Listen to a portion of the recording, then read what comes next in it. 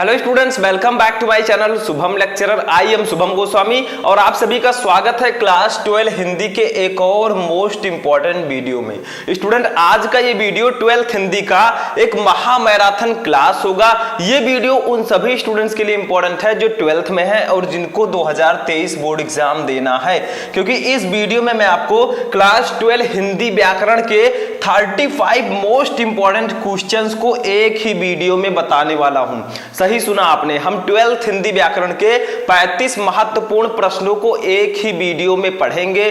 बहुत ही ज्यादा इंपॉर्टेंट है उन स्टूडेंट्स के लिए जिनको 2023 बोर्ड एग्जाम देना है, क्योंकि आपको इस बार 95% प्लस मार्क लेकर आना है। इसीलिए मैं आपके लिए वो सभी इंपॉर्टेंट क्वेश्चन लेकर आता रहता हूं जो कि बोर्ड एग्जाम के लिए सबसे ज्यादा इंपॉर्टेंट है। इनमें से ज्यादातर क्वेश्चन आपके प्रीवियस ईयर क्वेश्चन पेपर से लिए गए हैं, जो पिछले साल के क्वेश्चन पेपर थे 2022, ठीक है, 19, इन सब क्वेश्चन पेपर से ये क्वेश्चन पुटअप किए गए हैं। तो एक एक क्वेश्चन आपको ध्यान से देखना है, क्योंकि इनमें से अगर आपने एक भी क्वेश्चन को मिस किया तो आपका टारगेट अधूरा रह जाएगा। ठीक है, तो चलिए वीडियो को स्टार्ट करते हैं। सबसे इंटरेस्टिंग बात जो है, इस वीडियो में हम 12th हिंदी व्याकरण के 7 टॉपिक को एक ही वीडियो में पढ़ेंगे। यानी कि जो हिंदी व्याकरण के 7 टॉपिक हैं एक ही वीडियो में पढ़ेंगे। एक टॉपिक के हम 5 क्वेश्चन देखेंगे, तो 7 टॉपिक है तो 7 × 5 = 35।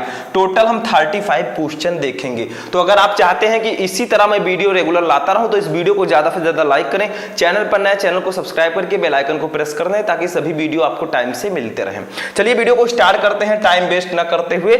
सबसे पहला टॉपिक हमारा क्या है, देखिए, मुहावरे एवं लोकोक्तियां। अब सभी को पता है मुहावरे और लोकोक्तियों में हमें करना क्या होता है, ठीक है।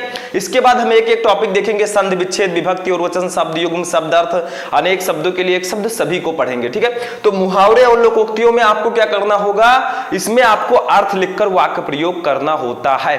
ठीक है, निम्नलिखित मुहावरे और लोकोक्तियों का अर्थ लिखते हुए उनका वाक्य प्रयोग कीजिए। सबसे पहला देखिए, आंखों का तारा होना। इतना क्वेश्चन आपको बोर्ड एग्जाम में दिया जाएगा। ठीक है, आंखों का तारा होना, आपसे कहा जाएगा इसका अर्थ लिखिए, इसका वाक्य प्रयोग कीजिए। तो इसका अर्थ कैसे लिखेंगे, अत्यंत प्रिय होना। ठीक है, वाक्य प्रयोग में हम क्या लिखेंगे, वाक्य प्रयोग में हम लिखेंगे राम कौशल्या के आंखों का तारा, आंखों के तारे थे। ठीक है, तो यहां पर आपको सबसे पहले करना क्या, ध्यान दीजिए। पहले क्वेश्चन रहेगा, उसका आपको अर्थ लिखना है, अत्यंत प्रिय होना, फिर हेडिंग डालना है वाक्य प्रयोग। ठीक है, फिर यहां पर लिखना है वाक्य प्रयोग में ये क्वेश्चन आना चाहिए। तो देखिए, राम कौशल्या के आंखों के तारे थे, तो आंखों का तारा होना इस वाक्य में आ चुका है, यानी कि वाक्य प्रयोग हो चुका है। ठीक है, समझ में आ रहा है। ये सभी क्वेश्चन आपको नोट करना है। दूसरा क्वेश्चन देखिए, दूसरा है अपना उल्लू सीधा करना। ऐसे क्वेश्चन रहेगा तो आप सबसे पहले अर्थ लिखेंगे, स्वार्थ सिद्ध करना। अपना उल्लू सीधा करना, इसका मतलब स्वार्थ सिद्ध करना। ठीक है, तो पहले आप इसका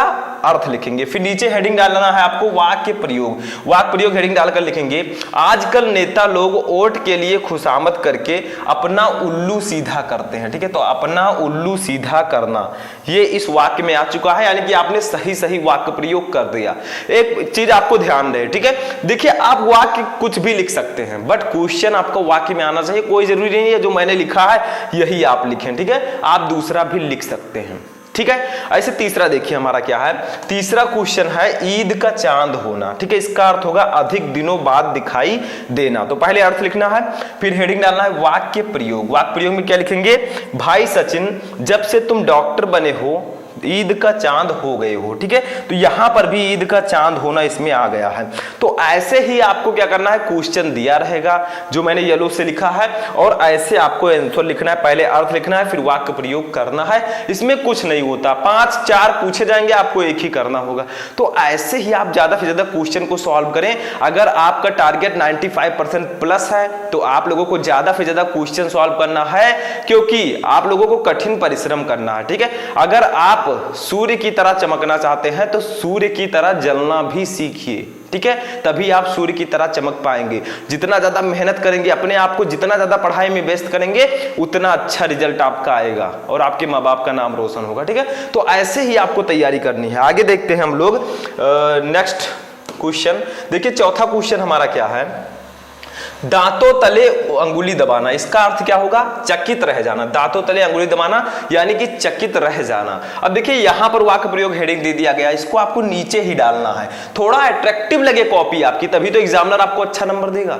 तो आपकी राइटिंग अच्छी होनी चाहिए, आपके लिखने का तरीका बेटर होना चाहिए। अगर आप लोग कहेंगे तो मैं बना दूंगा एक वीडियो, बोर्ड परीक्षा में कॉपी कैसे लिखें। क्या आप लोग चाहते हैं वीडियो? अगर हाँ तो कमेंट करके बताएं और वीडियो को ज्यादा से ज्यादा लाइक करें, ठीक है। देखिए ऐसे वाक्य प्रयोग हेडिंग डाला, अजंता एलोरा की गुफाओं को देखकर दर्शक गण दांतों तले अंगुली दबा लेते हैं, ठीक है। यानी कि जो अजंता एलोरा की गुफाएं हैं उनको देखकर जो दर्शक हैं जो वहां घूमने जाते हैं वो दांतों तले अंगुली दबा लेते हैं, ठीक है, यानी कि वो आश्चर्यचकित रह जाते हैं। तो ऐसे ही आप लोग वाक्य प्रयोग कर दीजिएगा। पांचवा क्वेश्चन देखिए, एक टॉपिक के हम 5 क्वेश्चन पढ़ेंगे तो ये हमारा पांचवा क्वेश्चन। देखिए अपनी अपनी ढपली अपना अपना राग, ये आपका लोकोक्तियां हैं।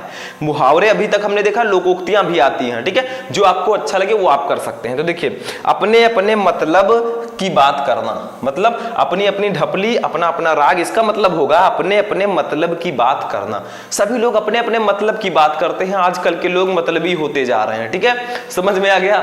देखिए वाक्य प्रयोग लिखिए, हेडिंग वाक्य प्रयोग डालिए, राकेश के परिवार का कोई भी सदस्य किसी की बात नहीं मानता, सभी अपनी अपनी ढपली अपना अपना राग अलापते हैं, ठीक है। यानी कि सभी अपनी अपनी ढपली और अपने अपने राग में ही रहते हैं वो, ठीक है। समझ में आ गया? पांचों क्वेश्चन समझ में आया? देखिए इसमें आपको कुछ करना नहीं है, मैंने सिंपल सा बता दिया। ये मैं बताना चाहता हूं आपको कि इन क्वेश्चन को तैयार कर लीजिए क्योंकि ये बहुत ज्यादा इंपॉर्टेंट है आपके बोर्ड परीक्षा के लिए, ठीक है। समझ में आया पहला टॉपिक? चलिए दूसरा टॉपिक देखते हैं।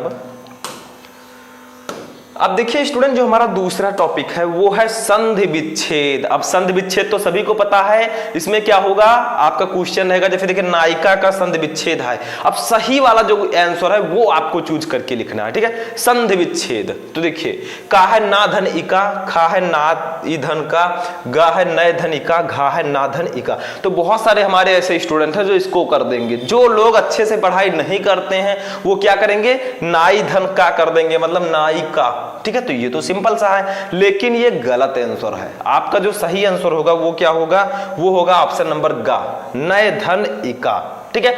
तो नायिका का ये सही संधि विच्छेद होगा। तो इसीलिए मैं कहता हूं ज्यादा से ज्यादा क्वेश्चन को सॉल्व करें, क्योंकि हिंदी ही एक ऐसा सब्जेक्ट है जो सबसे अच्छा परसेंटेज आपको देगा, बहुत अच्छा परसेंटेज आपका आएगा बोर्ड परीक्षा में, ठीक है। तो आपको अगर अपने परसेंटेज को बढ़ाना है, हिंदी को तो बहुत अच्छे से तैयार कर लीजिए, क्योंकि मैंने देखा है बहुत सारे बच्चे ऐसे होते हैं जो कहते हैं सर 2 महीने 3 महीने बचेगा बोर्ड एग्जाम, 2 महीने मैं हिंदी को तो घोर कर पी लूंगा। ऐसा कुछ नहीं होता, अभी से तैयारी कीजिए, क्योंकि सभी सब्जेक्ट आपके बराबर मार्क देंगे, ठीक है। सातवां देखिए नयनम का संधि विच्छेद है। नयनम का सही संधि विच्छेद क्या होगा, का है ने धन अनम, खा है नय धन नम, गा है नय धन अनम, घा है नयन धन मां। तो बहुत सारे स्टूडेंट हैं नयन धन मां मार देंगे, ये तो सिंपल सा है लेकिन ये गलत है, ठीक है। इसका राइट आंसर होगा ऑप्शन नंबर का, ने धन अनम, ठीक है। तो ये नयनम का सही संधि विच्छेद होगा। तो ऐसे ही आपको सही आंसर चूज करके अपनी कॉपी में लिखना होगा, ठीक है। समझ में आ गया? चलिए नेक्स्ट क्वेश्चन देखते हैं हम। ये देखिए 8 नंबर क्वेश्चन हमारा, देखिए बहुत ज्यादा इंपॉर्टेंट ये क्वेश्चन है, ठीक है। तो इसको भी देख लेते हैं हम लोग। देखिए रमेशा का संधि विच्छेद है, रमेशा का सही संधि विच्छेद क्या होगा, ठीक है। तो देखिए ऑप्शन नंबर का है रम धन ऐसा, खा है रम धन ईसा, गा है रमा धन ऐसा और घा है रमा धन ईसा। तो इसका राइट आंसर होगा ऑप्शन नंबर घा, रमा धन ईसा, ठीक है। ये रमेशा का सही संधि विच्छेद होगा, क्योंकि रमा में आ है बड़ा आ प्लस ईसा में बड़ी ई है, दोनों मिलकर क्या बना लेंगे बच्चों, दोनों मिलकर ए का निर्माण कर देंगे। तो ऐसे आपको समझना है, थोड़ा सा ट्रिक समझना है, तभी आप लोग हिंदी व्याकरण में इन सब क्वेश्चंस को कर पाएंगे, ठीक है। तो कौन सा ऑप्शन सही होगा, ये घा वाला ऑप्शन राइट होगा। ऐसे 9 नंबर देखिए महोत्सव का संधि विच्छेद है। बताइए आप हाई स्कूल से ही आप पढ़ते आ रहे हैं, महोत्सव का सही संधि विच्छेद क्या होगा। चलिए देखते हैं। का है महोधन उत्सव, खा है महाधन उत्सव, गा है महाधन उत्सव, घा है महोधन सवा। तो इसका राइट आंसर होगा ऑप्शन नंबर खा, महाधन उत्सव। ये महोत्सव का सही संधि विच्छेद होगा। तो आपको समझना है कि कैसे हमें बोर्ड एग्जाम में आंसर करना है। देखिए महा में बड़ा आ आता है, इसमें छोटा ऊ, तो बड़ा आ और छोटा ऊ मिलकर ओ का निर्माण करते हैं, ठीक है। तो महोत्सव का सही संधि विच्छेद खा वाला ऑप्शन होगा। ऐसे देखिए हमारा 10वां नंबर क्वेश्चन है सायका का संधि विच्छेद है। अब नायिका सायिका, इसका सही संधि विच्छेद क्या होगा? अब आप लोगों को तो पता चल चुका होगा क्योंकि मैंने आपको पहले ही बता दिया। का है सैधन अकह, खा है सैधन अकह, गा है साधन अक, घा है सौधन अकह। तो इसका राइट आंसर होगा ऑप्शन नंबर का सैधन अकह। ठीक है, ये सायिका का सही संधि विच्छेद होगा। तो कुछ भी नहीं है संधि विच्छेद में, सिर्फ आपको 4 ऑप्शन में से एक ऑप्शन चूज करना है। लेकिन ऑप्शन भी चूज करने के लिए आपके पास आपको आंसर तो पता होना चाहिए। तो ज्यादा से ज्यादा क्वेश्चन मैं आपके लिए लाता हूं, ज्यादा से ज्यादा क्वेश्चन आप पढ़िए, समय निकालिए पढ़ाई के लिए। ठीक है, तो उसके लिए समय निकालिए जो आपके लिए यूजफुल है। तो इसको आप लोग नोट कर लीजिए। चलिए आगे बढ़ते हैं, हमारा नेक्स्ट टॉपिक आएगा। 5 क्वेश्चन हमारा इसका भी हो गया। नेक्स्ट टॉपिक हमारा है विभक्ति और वचन। अब विभक्ति और वचन में भी वही चीजें हैं। इसमें आपको क्या करना है, देखिए जैसे 11 नंबर है आत्मा। अब आपसे पूछा जा रहा है कि आत्मा में कौन सी विभक्ति है, कौन सा वचन है। आपके पास ऑप्शंस हैं, का है प्रथमा विभक्ति बहुवचन। देखिए विभक्ति में प्रथमा जो होगा वो विभक्ति होगा, तो प्रथमा विभक्ति बहुवचन। खा है पंचमी विभक्ति एकवचन, गा है प्रथमा विभक्ति एकवचन और घा है चतुर्थी विभक्ति द्विवचन। तो इसका राइट आंसर क्या होगा आप लोग बताइए। देखिए इसका राइट आंसर होगा ऑप्शन नंबर गा, प्रथमा विभक्ति एक वचन। आत्मा जो है इसमें प्रथमा विभक्ति है, एक वचन है। ठीक है, तो इसके लिए आपको थोड़ा सा रूल्स पढ़ना होगा। आप लोग चाहें तो पढ़ सकते हैं, नहीं तो क्वेश्चन तो मैं इंपॉर्टेंट लेकर आता रहता हूं, आप लोग उसको पढ़िए, आपका काम हो जाएगा। आप बोर्ड एग्जाम में अच्छा मार्क लेकर आएंगे। ठीक है, उसके बाद में देखिए दूसरा 12 नंबर है आत्मने। अब बताइए आत्मने में कौन सी विभक्ति है, कौन सा वचन है। जो आत्मन है इसका आपको जरूर से याद कर लेना है, बहुत इंपॉर्टेंट है। ठीक है, का है द्वितीय विभक्ति बहुवचन, खा है चतुर्थी विभक्ति एकवचन, गा है षष्ठी विभक्ति द्विवचन, ये सा है। ठीक है, और घा है सप्तमी विभक्ति द्विवचन। तो इसका राइट आंसर होगा ऑप्शन नंबर खा। ठीक है, चतुर्थी विभक्ति एक वचन। आत्मने में चतुर्थी विभक्ति है, एक वचन है, तो 12 का आपका खा वाला ऑप्शन राइट हो जाएगा। ठीक है, समझ में आ रहा है। चलिए नेक्स्ट क्वेश्चन देखते हैं। देखिए 13 नंबर क्वेश्चन। अब आत्मने वाला आपको जरूर याद रखना है। ठीक है, जितने भी क्वेश्चन है मैं तो सभी आपको बताता रहूंगा। 50 क्वेश्चन अगर मैं आपको बता दूं उसमें से 2-3 क्वेश्चन, जितने क्वेश्चन आने हैं वो तो आने ही आने हैं। ठीक है, तो इसमें सब में क्वेश्चन जितना आप पढ़ेंगे उतना अच्छा आपका नंबर आएगा। देखिए आत्मनि, अब आत्मनि आ गया, अभी आत्मने था, अब आत्मनि आ गया। ठीक है, बताइए इसमें कौन सी विभक्ति है, कौन सा वचन है। का है सप्तमी विभक्ति एक वचन, खा है षष्ठी विभक्ति द्विवचन, गा है पंचमी विभक्ति बहुवचन और घा है प्रथमा विभक्ति द्विवचन। देखिए द्विव इस प्रकार से आपको लिखना है। ठीक है, तो इसका राइट आंसर होगा ऑप्शन नंबर का सप्तमी विभक्ति एक वचन। एक वचना नहीं रहेगा, एक वचन रहेगा। ठीक है, तो इस प्रकार से आपको कर देना है। तो आत्मनि में सप्तमी विभक्ति है, एक वचन है। अब बहुत सारे स्टूडेंट कहेंगे सर आप बताते जा रहे हैं और कैसे हुआ ये विभक्ति और वचन। देखिए इसका रूल आपको अलग से पढ़ना पड़ेगा। ठीक है, रूल तो मैं पढ़ाऊंगा नहीं, तो इसमें आपको क्या है क्वेश्चन मैं आपको बताऊंगा। जितने क्वेश्चन आप जान जाएंगे, कुछ चीजों का मैं रूल्स भी बताता हूं, क्वेश्चन आपको पता है, आप उसका आंसर आसानी से लिख देंगे। ठीक है, तो 13 का वाला ऑप्शन आपका राइट होगा। 14 नंबर देखिए आत्मभ्या। आत्मभ्या में कौन सी विभक्ति है, कौन सा वचन है, बताइए आप लोग। देखिए सिंपल सा है, का है पंचमी विभक्ति एक वचन, खा है षष्ठी विभक्ति एक वचन, गा है द्वितीय विभक्ति बहुवचन और घा है पंचमी विभक्ति बहुवचन। तो इसका राइट आंसर होगा ऑप्शन नंबर घा, पंचमी विभक्ति बहुवचन। आत्मभ्या जो है इसमें पंचमी विभक्ति है और बहुवचन है। ठीक है, तो इसको आप लोग नोट कर लीजिए, घा वाला ऑप्शन भी। अब हमारा विभक्ति और वचन का लास्ट क्वेश्चन है नामना। नामना भी आता है। ठीक है, तो नामना को भी आप लोग नोट करके रखेंगे। देखिए इसमें है नामना में कौन सी विभक्ति है, कौन सा वचन है। का है पंचमी विभक्ति द्विवचन, खा है द्वितीय विभक्ति एक वचन, गा है षष्ठी विभक्ति एक वचन और घा है आपका चतुर्थी विभक्ति एक वचन। तो इसका राइट आंसर क्या हो जाएगा बताइए। 15 का राइट आंसर हो जाएगा आपका गा वाला ऑप्शन, षष्ठी विभक्ति एक वचन। ठीक है, नामना में षष्ठी विभक्ति है और एक वचन है। तो ज्यादा से ज्यादा आप क्वेश्चन सॉल्व कीजिए, ये सब क्वेश्चन कुछ नहीं है। ठीक है, आप लोग जितना ज्यादा अभ्यास करेंगे उतना अच्छा आपका मार्क आएगा। तो क्वेश्चन को नोट कर लीजिए आप लोग चाहें तो। हो गया, चलिए नेक्स्ट देखते हैं अपना क्वेश्चन। देखिए हमारा 4th नंबर टॉपिक है। अब ये है शब्द युग्म। नाम से ये स्पष्ट है, शब्द युग्म यानी कि शब्दों का जोड़ा, पेयर्स ऑफ वर्ड। ठीक है, तो देखिए 16 नंबर है अंबुज अम्बुद। आपको इसमें करना क्या है बताइए। आप लोगों को मैंने बताया था पहले ही, आप लोग सभी लोग जानते हैं जो रेगुलर मेरा वीडियो देखते हैं। देखिए अंबुज अम्बुद, इसमें आपको सही अर्थ चुनना है। अंबुज का अर्थ पहले होगा, अम्बुद का बाद में। जो पहले उसका मीनिंग पहले, जो बाद में उसका मीनिंग बाद में। समझ में आ रहा है, कोई प्रॉब्लम नो प्रॉब्लम। का है कमल और बादल, खा है जल और कमल, गा है बादल और समुद्र, और घा है बादल और चाह। ठीक है, तो इसका राइट आंसर होगा ऑप्शन नंबर का, कमल और बादल। देखिए अम्बुज का मतलब होता है कमल, अम्बुद का मतलब होता है बादल, तो कमल और बादल इसका राइट आंसर होगा। याद रहे जो पहले है उसका अर्थ पहले रहेगा, जो बाद में है उसका अर्थ बाद में रहेगा। ऐसा नहीं कि आप इधर उधर कर दें। ठीक है, तो सिंपल सा है, जो पहले उसका अर्थ आपको पहले ही लिखना है। तो ये आपका कमल और बादल राइट आंसर होगा। 17 नंबर देखिए, अंश अंश, तो इसका राइट आंसर क्या होगा? का है अंकुर और हिस्सा, खा है हिस्सा और हिस्सा, गा है कंधा और हिस्सा, और घा है हिस्सा और अंकुर। ठीक है, तो इसका राइट आंसर होगा ऑप्शन नंबर गा, कंधा और हिस्सा। देखिए अंश का मतलब होता है कंधा और अंश का मतलब होता है हिस्सा, तो कंधा और हिस्सा इसका राइट आंसर होगा। नो प्रॉब्लम, बहुत ही सिंपल है। ठीक है, तो आप लोग नोट करते हुए चलिए नेक्स्ट क्वेश्चन देखते हैं। देखिए 18 नंबर क्वेश्चन। ठीक है, क्या है? स्वर्ण सवर्ण। ठीक है, इसका राइट आंसर क्या होगा बताइए आप लोग। एक आध क्वेश्चन आप भी बताया कीजिए, क्योंकि आप लोग पढ़ाई करते हैं। ठीक है, आपको भी पता होना चाहिए, तभी तो मुझे लगेगा कि आप लोग अच्छे से पढ़े हैं। तो कमेंट करके आप क्वेश्चन का आंसर बताया कीजिए। चलिए देखते हैं। का है सोना और अच्छा रंग, खा है सुनार और सोना, गा है सोना और चांदी, घा है सोना और उच्च जाति। ठीक है, तो इसका राइट आंसर होगा ऑप्शन नंबर घा, सोना और उच्च जाति। स्वर्ण का मतलब होगा सोना, सवर्ण का मतलब होगा उच्च जाति, तो ये घा वाला ऑप्शन आपका राइट हो जाएगा। ठीक है, चलिए नेक्स्ट क्वेश्चन देखें। तरणी तरणी, ये तरणी है। ठीक है, तरणी, ये रापर आका मात्रा नहीं रहेगा। तो का है सूर्य और नाव, खा है सूरज और चंदा, गा है नाव और स्त्री, घा है तरना और स्त्री। ठीक है, तो इसका राइट आंसर हो जाएगा ऑप्शन नंबर का, सूर्य और नाव। तरणी का मतलब होता है सूर्य और तरणी का मतलब होता है नाव, तो सूर्य और नाव। ठीक है, that's the right answer of तरणी और तरणी। ठीक है, मैं इंग्लिश यूज कर रहा हूं, मुझे हिंदी यूज करना चाहिए क्योंकि मैं हिंदी पढ़ा रहा हूं। ठीक है, समझ में आ रहा है तो आप लोग हिंदी में समझिए।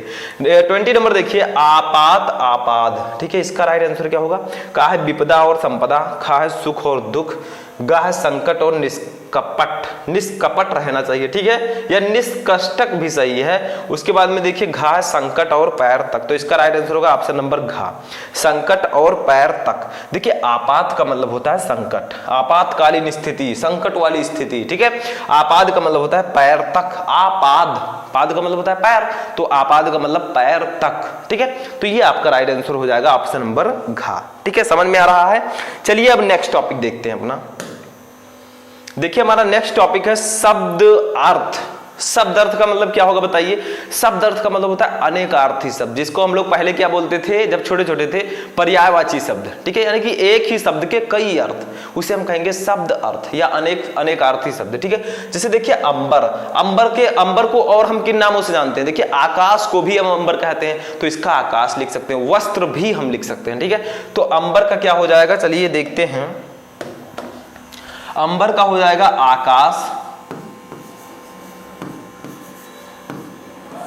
और एक आप और लिख सकते हैं वस्त्र। ठीक है, वस्त्र, तो अंबर का आप लिख सकते हैं आकाश वस्त्र। ठीक है, तो ये एक दूसरे के अनेकार्थी शब्द होंगे, यानी कि ये सेम अर्थ रखते हैं। ठीक है, अंबर को हम आकाश भी कह सकते हैं, वस्त्र भी कह सकते हैं। ठीक है, तो आकाश वस्त्र आप लिख सकते हैं। अब बात आती है कमल की। कमल को हम क्या कह सकते हैं? कमल को कह सकते हैं मोती। ठीक है, कमल को कह सकते हैं पंकज, पंकज। ठीक है, पानी, पानी, पीलिया रोग, पीलिया रोग। ठीक है, तो पंकज को हम कहते हैं, कमल को हम पंकज भी बोलते हैं। ठीक है, सभी को पता होगा, सिंपल सा है। और पानी भी बोलते हैं पीलिया रोग। ठीक है, तो ये आप अनेकार्थी शब्द लिख सकते हैं, जितना पूछा जाएगा आपको उतना ही लिखना होगा। ठीक है, 23 नंबर देखिए जलज। जलज को हम लिख सकते हैं कमल, या कमल का आप जलज भी लिख सकते हैं। ठीक है, तो कमल, यहां आप चाहें तो जलज भी लिख सकते हैं, कोई प्रॉब्लम नहीं है। सॉरी, जलज जा है। ठीक है, ठीक है, कोई प्रॉब्लम? No problem. यहां पर आप जलज का लिख सकते हैं कमल। ठीक है, उसके बाद में क्या लिख सकते हैं? जलज का कमल हो गया, मोती हो गया, मछली हो गया। ठीक है, मछली, तो ये आप इतनी चीजें लिख सकते हैं जलज का, ठीक है। जलज का पर्यायवाची शब्द या अनेकार्थी शब्द हम क्या क्या लिख सकते हैं, देखिए कमल, मोती, मछली, ठीक है, या शंख भी लिख सकते हैं। एक और लिख लीजिए शंख, ठीक है। तो ऐसे ही आपको पर्यायवाची शब्द लिखना होता है या अनेकार्थी शब्द इसको बोलते हैं, ठीक है। 24 नंबर देखिए पतंग। पतंग को हम पक्षी, सूर्य, पक्षी, पतंग को सूर्य, ठीक है, पारा भी लिख सकते हैं, नौका भी लिख सकते हैं पतंग को, ठीक है, नौका, विष्णु। देखिए मैं कई बता रहा हूं आपको, 2-3 याद रहेंगे, आप लिख लेंगे आसानी से, ठीक है। 1-2 ही लिखना है आपको, तो आप लोग लिख सकते हैं। तो पतंग को हम पक्षी, सूर्य, पारा, नौका, विष्णु ये लिख सकते हैं। एक एक को नोट करते हुए चलिए। अगर आप लोग चाहते हैं कि मैं बाद में भी इसको पढ़ सकूं तो नोट करते हुए आपको चलना है, ठीक है, समझ में आ रहा है। 25 नंबर देखिए मित्र। मित्र को हम सूर्य लिख सकते हैं, ठीक है, सूर्य लिख सकते हैं, सखा लिख सकते हैं, सूर्य, सखा, दोस्त, ठीक है। तो ये हम लिख सकते हैं मित्र का पर्यायवाची शब्द। नोट कर लीजिए, अगर आप लोग चाहें तो इसका स्क्रीनशॉट भी ले सकते हैं। हो गया। चलिए नेक्स्ट देखते हैं अब हम लोग। ये देखिए नेक्स्ट है हमारा अनेक शब्दों के लिए एक शब्द। अब किस स्टूडेंट को अनेक शब्दों के लिए एक शब्द नहीं पता है? सभी को मैंने बताया है। जितने भी टॉपिक मैं आपको बता रहा हूं ये सब मैं आपको ऑलरेडी बता भी चुका हूं, ठीक है। लेकिन ये क्वेश्चन मैंने नहीं बताया। क्वेश्चन मैं नया नया लाता रहता हूं ताकि आपको आपकी तैयारी अच्छे से हो सके। बाकी टॉपिक तो मैंने बता दिया कि आपको कैसे सॉल्व करना है। जैसे देखिए अनेक शब्दों के लिए एक शब्द क्या है? जो कभी ना मरता हो। जो कभी ना मरता हो उसे हम एक शब्द में क्या कह सकते हैं, आप बताइए। जो कभी ना मरता उसे हम लोग एक शब्द में कह सकते हैं अमर, ठीक है। क्या कह सकते हैं? अमर। जो कभी मरता ना हो उसे हम लोग क्या कहेंगे? अमर। सिंपल है। बहुत सारे लोग कहते हैं मैं अमर हो जाऊं, अमर तो कोई नहीं है, ठीक है, तो अमर आप लिख सकते हैं। अब देखिए ऐसा रोग जिसका इलाज संभव ना हो, ऐसा रोग जिसका इलाज ही ना संभव हो, जिसका हम इलाज ही ना करवा सकें, उसे हम लोग बोलेंगे असाध्य, ठीक है। तो आप लोग 27 का लिख सकते हैं असाध्य, साध्य, ठीक है, असाध्य। 28 नंबर देखिए जो कहा ना जा सके। जो कहा ना जा सके उसे हम क्या कहेंगे बताइए? अकथनीय। जो कहा जा सके उसे हम लोग कहेंगे कथनीय। जो ना कहा जा सके उसे हम लोग कहेंगे अकथनीय। तो यहीं पर मैं लिख देता हूं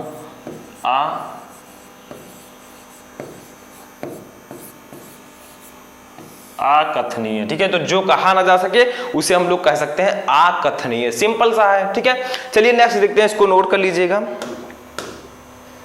नेक्स्ट क्वेश्चन हमारा है ईश्वर या वेदों में विश्वास रखने वाला व्यक्ति। यानी कि जो व्यक्ति ईश्वर में विश्वास रखता हो उसे हम लोग क्या कहेंगे? उसे हम लोग कहेंगे आस्तिक। जो व्यक्ति ईश्वर में विश्वास न रखता हो उसे हम लोग कहेंगे नास्तिक, ठीक है, समझ में आ रहा है। तो जो व्यक्ति ईश्वर में विश्वास रखता हो या ईश्वर या वेदों में विश्वास रखने वाला व्यक्ति उसे हम लोग कहेंगे आस्तिक, ठीक है।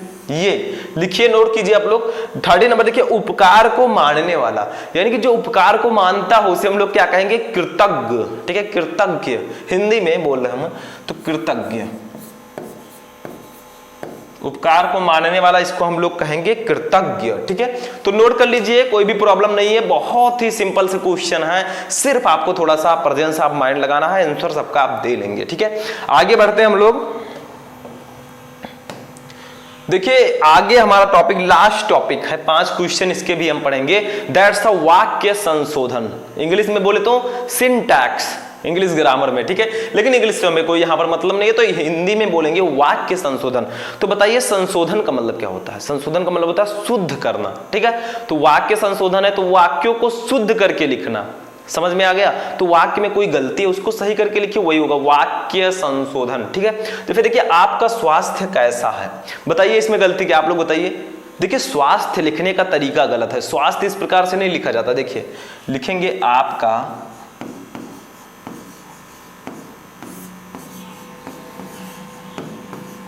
स्वास्थ्य, इस प्रकार से लिखिए स्टूडेंट। कैसा है, कैसा है आपका स्वास्थ्य, कैसा है। जिसके पास पैसा है उसका स्वास्थ्य कैसा है, ठीक है। तो 32 नंबर देखिए मैं कलम के साथ लिखता हूं।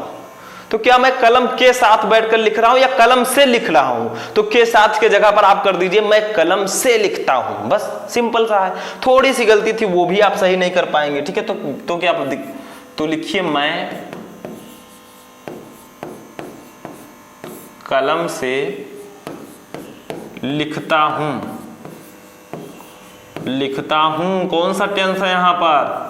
प्रेजेंट इंडेफिनिट टेंस, ठीक है। ता है, ती है, ते हैं आदि शब्द आते हैं, तो ये आपका हो जाएगा वाक्य संशोधन। समझ में आ गया? सिंपल सा है। 33 नंबर देखिए, लक्ष्मीबाई वीर महिला थी। अब देखिए महिलाओं के लिए हम वीर का यूज नहीं करते, महिलाओं के लिए हम वीरांगना का यूज करते हैं। जैसे आप लोग पुरुषों के लिए हम कवि का यूज करते हैं, महिलाओं के लिए कवित्री का यूज करते हैं। That's all. लक्ष्मीबाई वीर महिला थी, तो लक्ष्मीबाई वीरांगना थी, ठीक है। यानी कि वीर महिला का मतलब वीरांगना, वीर महिला का मतलब ही होता है वीरांगना, ठीक है। तो यहां पर लिखेंगे लक्ष्मीबाई, थोड़ा राइटिंग आप लोग ध्यान दीजिएगा।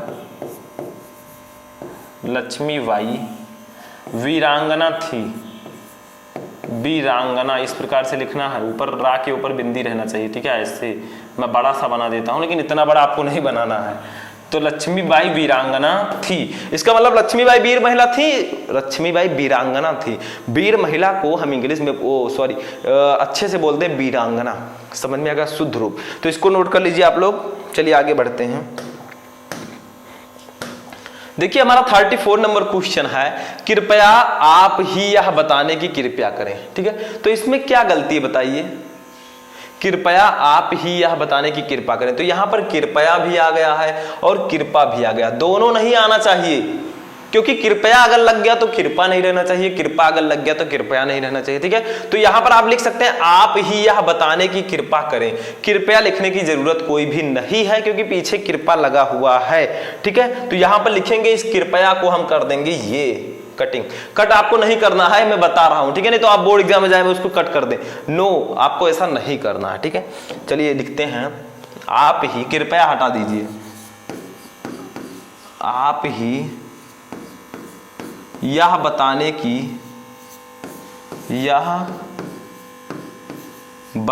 की कृपा करें, ठीक है। बताने की कृपा करें, ठीक है।